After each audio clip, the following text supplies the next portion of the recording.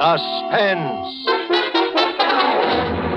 Tonight, The Diary of Sophronia Winters, starring Agnes Moorehead and Ray Collins. Suspense is presented for your enjoyment by Roma Wines. That's R-O-M-A, Roma Wines. Those excellent California wines that can add so much pleasantness to the way you live, to your happiness in entertaining guests, to your enjoyment of everyday meals. Yes, right now a glassful would be very pleasant, as Roma Wines bring you Suspense. This is the man in black, here for the Roma Wine Company of Fresno, California, who tonight from Hollywood bring you as stars Miss Agnes Moorehead and Mr. Ray Collins. Miss Moorehead and Mr. Collins will appear in A Study in Terror, written especially for them and for Suspense by the distinguished radio playwright Lucille Fletcher. But before we take you to the scene of our drama, let's conjure up a scene of our own. Let's imagine ourselves in sun-drenched Havana, dining in the gay Club Montmartre. As you listen to the music, you put down your wine glass to tell our host how much you enjoy his hospitality. Part of the credit belongs to Cuba, he smilingly acknowledges, but part of the credit belongs also to your country for producing this excellent wine, which adds so much to our enjoyment. For this is Roma Wine from California in your own USA. Now, it is a fact that connoisseurs of many other lands know the excellence of Roma wines, made in famous wineries located in the heart of the choice wine districts of California. But millions of Americans also know these things and have made Roma by far America's largest selling wines. Here at home, Roma wines are truly inexpensive. No duty, no overseas shipping costs to pay. And for only pennies a glass, your meals, your entertaining can have the added delight of superb Roma wines. You will find them of truly excellent flavor and character, fine products of age-old winemaking skill perfected by modern quality controls and tests. Ask for R-O-M-A, Roma Wines, made in California, for enjoyment throughout the world. And now with the Diary of Sophronia Winters, and with the performances of Agnes Moorehead and Ray Collins, we again hope to keep you in suspense.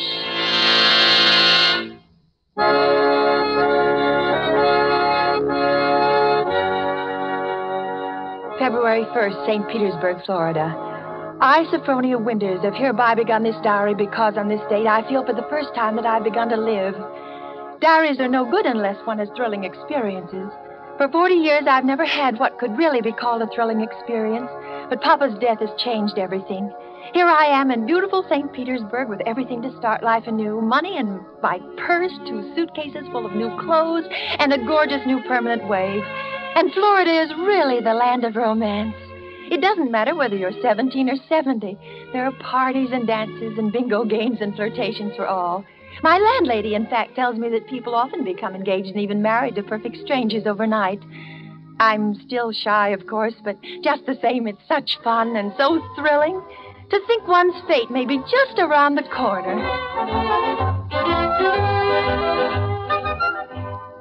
February 3rd.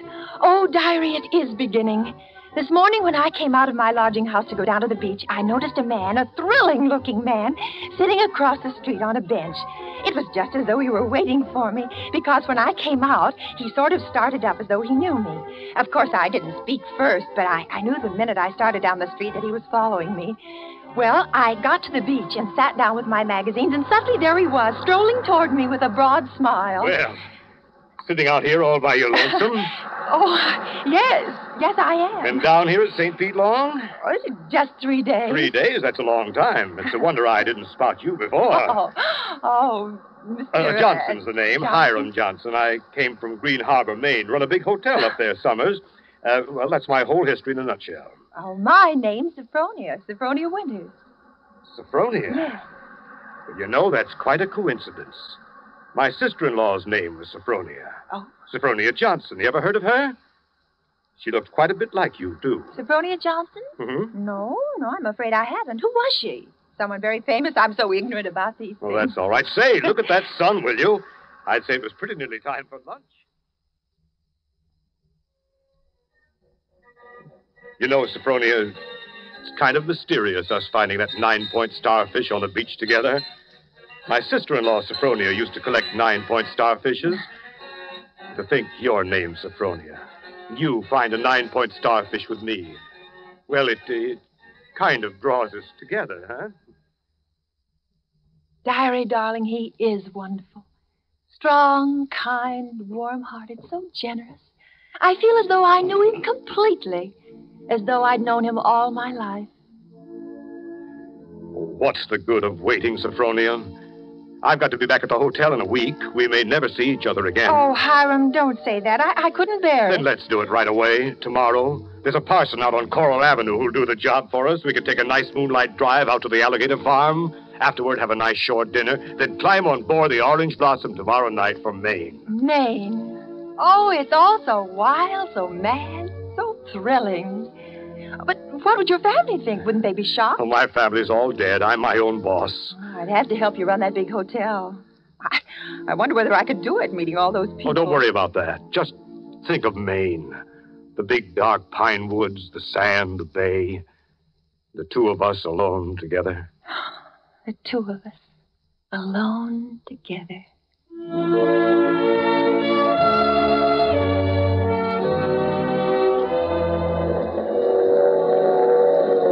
February 7th, on board the Orange Blossom. I was married in a wedding dress of Alice Blue Moray, with a frill of white organdy at the collar and wrists, and a rhinestone belt buckle. Hiram sent me talisman roses. I'm pressing one precious flower between the pages of this diary for luck.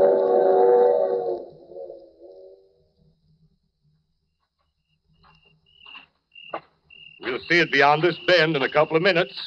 Bags heavy? No, not particularly, dearest. Oh, I can't get over that taxi man at the station. Imagine his insolence, saying he didn't want to drive us. There's the place. Oh, wait a minute. I don't want to look until I put down these bags. Now, where? There. Through those big pines. Oh. It is big, isn't it? 125 rooms. So many fire escapes and balconies and porches and towers. I stayed in a hotel like that once, years ago, with Papa. It was very fashionable and... My grandfather built that place 50 years ago. It hasn't been changed much since. No. Of course you put in modern plumbing. Not yet. Well, here we are. Walk in. What's that? Just a foghorn out in the bay. Fog? We get it almost every night in this kind of weather. What are you locking the gate for? Why not? There's nobody coming in after us. Or going out again for a while. But I thought you said the hotel... The hotel's empty. Empty? Hiram? What is it now? Hiram, darling, I know it sounds silly, but let's not go in there tonight. Let's wait until morning. Why? Oh, just because it's so dark and empty. There's not a light in the whole place, and no one's expecting us. What'll we eat, and where'll we sleep? Let's stay in the village just for tonight. I've got things to eat and a place to sleep. Come on. Oh, my arm, Hiram! Hiram! You remember my telling you down in Florida about my sister-in-law, Sophronia? Well, that's her, over there on the wall. Take a look at her. Hiram, darling, just now you hurt me. Do you realize that? You twisted my arm. I said take a look at her. Tell me what you see. Well, the glass is very dusty. She must have died many years ago. Her face is sweet. It's very sweet. Her eyes, something very sad and wistful about her eyes. She was a murderess. She was hanged in Portland 25 years ago for the murder of my brother Ephraim, here in the lobby of this hotel. She murdered him in cold blood with an axe, that fire axe hanging over there on the wall. It was a summer day. There were guests sitting on the front porch in the rockers. It was just after lunch. My brother Ephraim was sitting at the desk counting his loose change. My mother was crocheting an antimacassar in that old wicker rocking chair. Sophronia came downstairs, humming a hymn. Oh, don't, Hiram. Please, don't tell me anymore. Why not? Well, it makes me nervous to hear it like this in this big, shadowy lobby. And your eyes, Hiram. Hiram, you're acting so strange. What's the matter with you, Hiram? I know it was a terrible tragedy, but it happened 25 years ago. Don't touch me, Sophronia. Don't touch you. Do you remember what I said to you in Florida? What did you say? You said a million sweet and wonderful things to me, I Hiram. said you resembled my dead sister-in-law. Look at her again. Look at her closely. Sophronia. Why? Oh, no, I can't. It's too horrible. I can't look at her face with any pleasure now, knowing she was a murderess. You're afraid to look, is that it? No, not afraid. You... Hiram! Please, my arm. Well, very well. I'll look. Now, stand there quietly. Like that. Take off your glasses. That's all I wanted to see. That's all I wanted to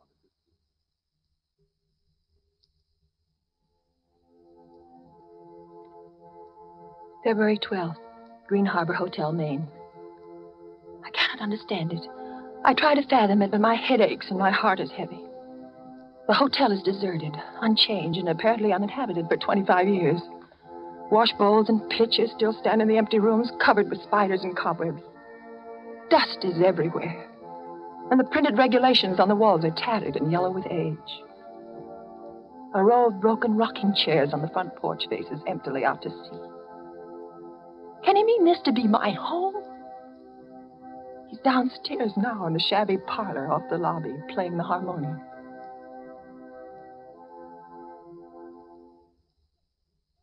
Sophronia? Yes? Yes, Hiram? Sleeping? No, dear. Well, why is your door locked? Come out. I want to show you around the place. But it's all right, dear. I've seen it. I've seen just about everything. No, you haven't. You haven't seen the grounds at all. The grounds? But, Hiram, it's after midnight. I want to show you where my sister-in-law, Sophronia, is buried. Well, not tonight, dear. Please, it's so late and I have a headache. Open the door, Sophronia. I want you to come now. No, I shan't. Now go away and let me alone. I won't. It's no use carrying on like that. You see, I've got passkeys to all the doors.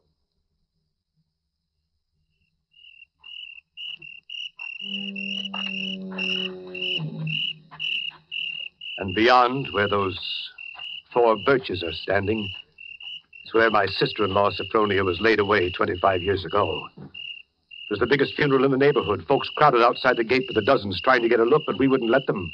Buried her ourselves, without a service, out here by herself on the grounds. Ephraim is buried in town, but not Sophronia. I had a feeling that I'd have to keep an eye on her even then. Keep an eye on her? Oh, I knew she was one of those restless sleepers who wouldn't stay quiet in her own grave. I knew before the year was out she'd find some way to start roaming around, hunting for mischief again. She was a young she-devil to the core, Sophronia. They could hang her till doomsday, and it wouldn't do any good. You mean you think she haunts this hotel? No, not this hotel. She never had any use for it, dead or alive. No, she makes for the warmer climates. She was always a cold-blooded little fish, freezing and shivering all the time. It's places like California and Texas and Florida she makes for. Florida? Yeah, that's one of her favorite haunts, particularly around St. Pete. She likes the flowers and the sun and the romance. Hiram, I feel cold. Do you mind if I go inside now? Just a minute. I haven't explained everything. You think I'm crazy, I guess. Crazy. But I'm a lot smarter than some people give me credit for. Because, you see, I have found her now 3 times. Do you, see that grove of birches over there? Under every one of them's a grave. I've found her wandering the earth in disguise 3 times. And I've killed her 3 times. And it still doesn't do any good. She's still restless. You mean you've killed 3 different women? So now I keep another grave to remind her. It's waiting now. Would you like to see it, Sophronia? No, Hiram, no, please. Are you afraid to see it, No, Sophronia? Hiram, you don't mean to say that you think just because my name happens to be Sophronia and that I look a little like... Think what, Sophronia? Nothing.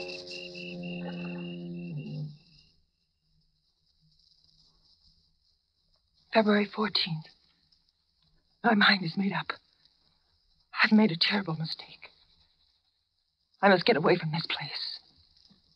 I must get away from Hiram as quickly as I can. I shall wait for dusk, when he generally sits down in the parlor and plays the harmonium. I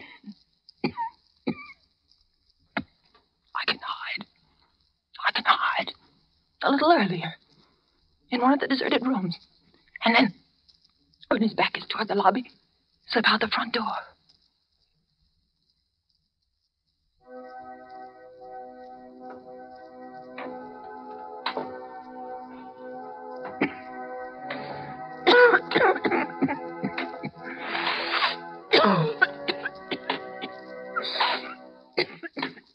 Sophronia!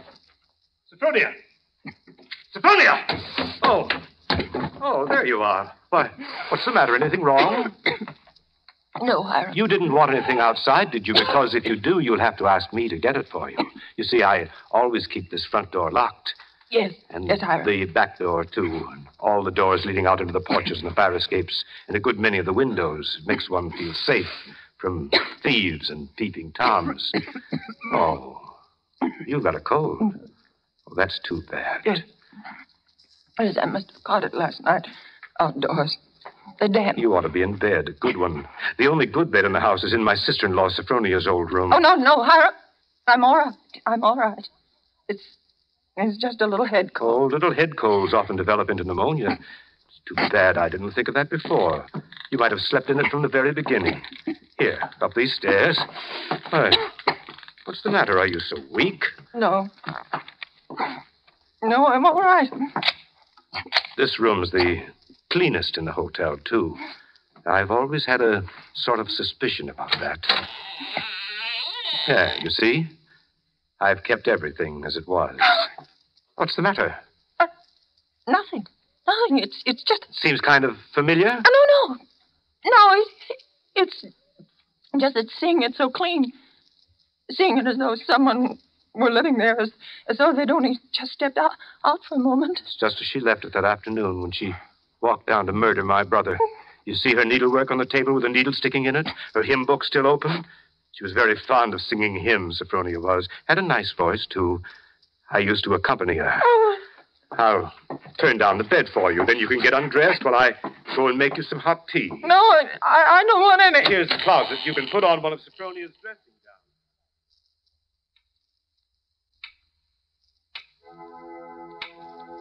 gowns. Diary, I'm beside myself. I shall go mad. I shall go mad. 2 hours have passed since he locked the door on me. Night has fallen. I'm alone. Alone in this horrible room with its hideous little mementos of death. I'm sitting here at her little wicker table, trying to be calm, trying to write this. Somehow, when one writes about a thing, it doesn't appear so real. My hand is just brushed against her needlework, her hymn book. I can't bear having them near me. I must get them out of my sight anywhere in that closet or bureau drawer. Ready for your tea? No. Yes, Hiram. Oh, why aren't you in bed? You'll take worse cold, you know. Well, I'll get in bed in a minute. First, Brushing up on your needlework again. My needlework? You've got it in your hand. Have I? Oh, yeah. Yes, so I have. Oh, but I wasn't working on it, Hiram. I swear I wasn't.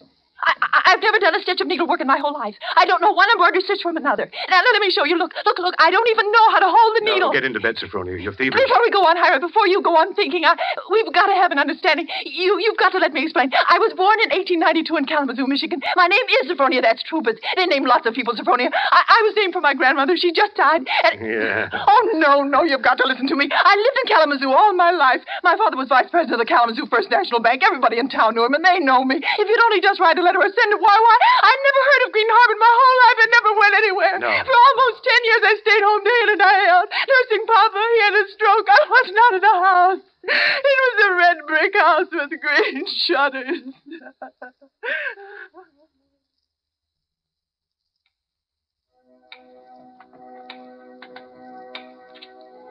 February 15th.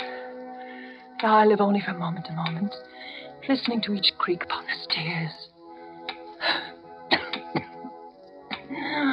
Oh, my cold is growing worse.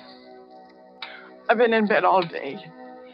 It's night now. The foghorn has begun to blow again.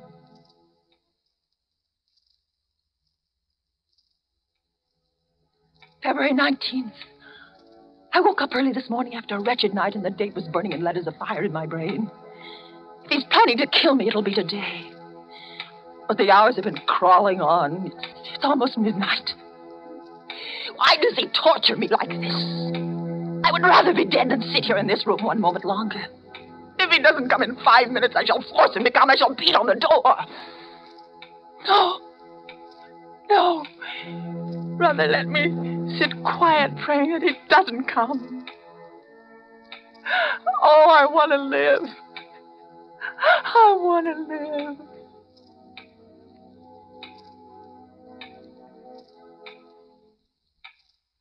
Sophronia!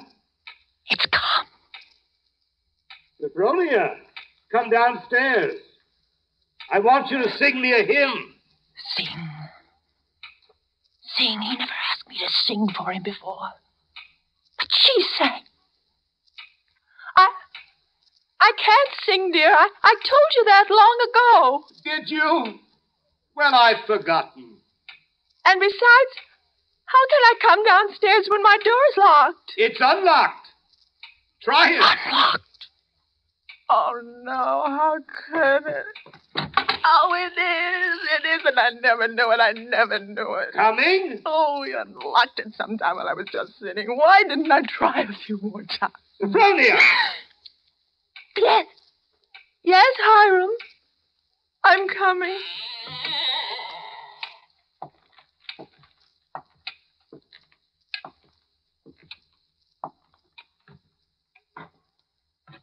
Hiram?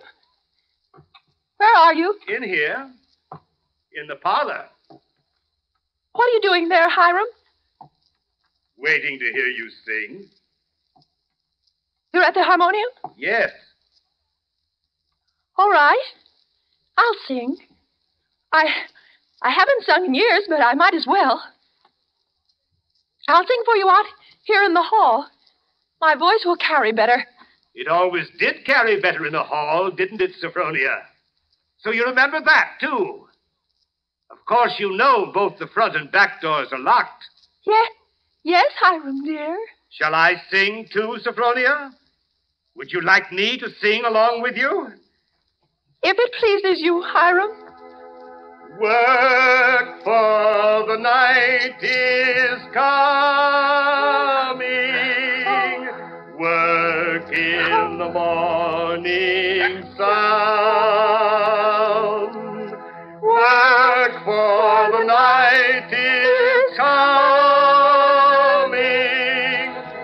When man's work is done. Work while the daylight darkens. Work in the summer sun. Work, for the night is coming.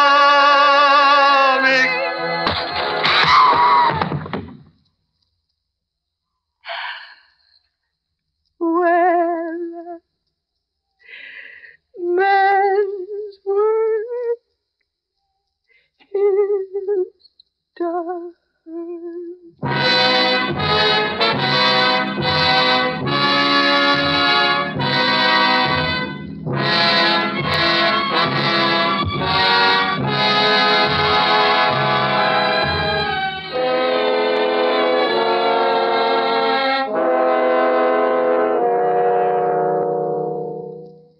There's only one more page. Shall I read it to you? Yes, go ahead. March 22nd. I've been sick, I think, for a very long time. The pages of my diary are blank, but I shall take you out again, poor diary, today and start you over again. No, I shall never look back at the other pages. I shall only write on and on about this nice, quiet place, so that no one reading this diary will ever know that I did it.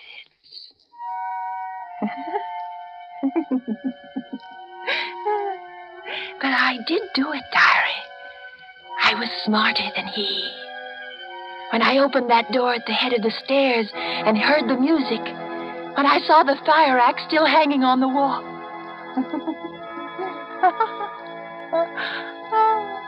I was so cautious, so terribly cautious. I tiptoed like a little mouse, even as I sang the hymn into that room where he was playing. If a reflection of that axe had so much as glimmered across the wood, if he had turned.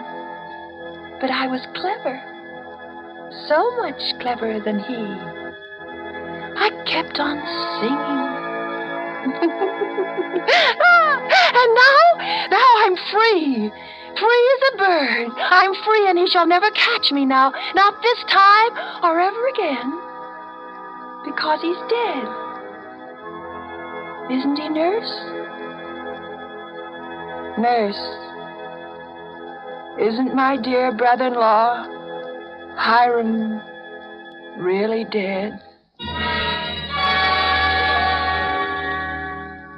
Yes, miss, he's dead. And now I'll thank you to hand me over that diary. The doctor doesn't approve of the patient's writing anything.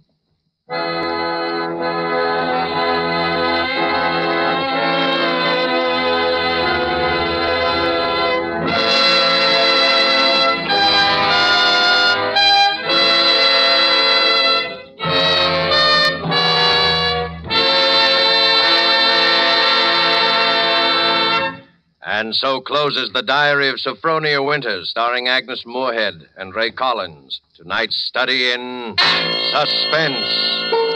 Suspense is produced and directed by William Spear. It's my job, it's my privilege to tell you how much pleasure and enjoyment you can add to everyday living by serving Roma wines with meals, when entertaining, or any time. And in hot weather, let me suggest Roma wine cooler offers. Just put ice cubes in a tall glass, half fill it with your favorite Roma wine, then fill it up with sparkling water. For a sweeter drink, just add sugar and stir. Ah, that, my dear people, is really something. And it's so simple, so good, and so inexpensive. It's a fact. The cost of Roma wines is only pennies a glassful. Get Roma wines today. Enjoy them regularly. If your dealer is temporarily out, please try again soon. Just be sure you ask for R-O-M-A, Roma Wines, America's largest selling wines. Made in California for enjoyment throughout the world. Agnes Moorehead appeared through the courtesy of Metro-Goldwyn-Mayer and is currently being seen in their production, Dragon Seed. Next Thursday, same time, in an unusual feature performance, Suspense will bring you, in his first appearance as an acting storyteller, the noted American novelist and playwright, Mr. Ben Hecht. Sharing honors with Mr. Hecht as star of the performance will be Mr. Frederick March. You won't want to miss hearing Frederick March and Ben Hecht in Actor's Blood, which will be next week's tale of Suspense. Presented by Roma Wines, R-O-M-A, made in California for enjoyment throughout the world.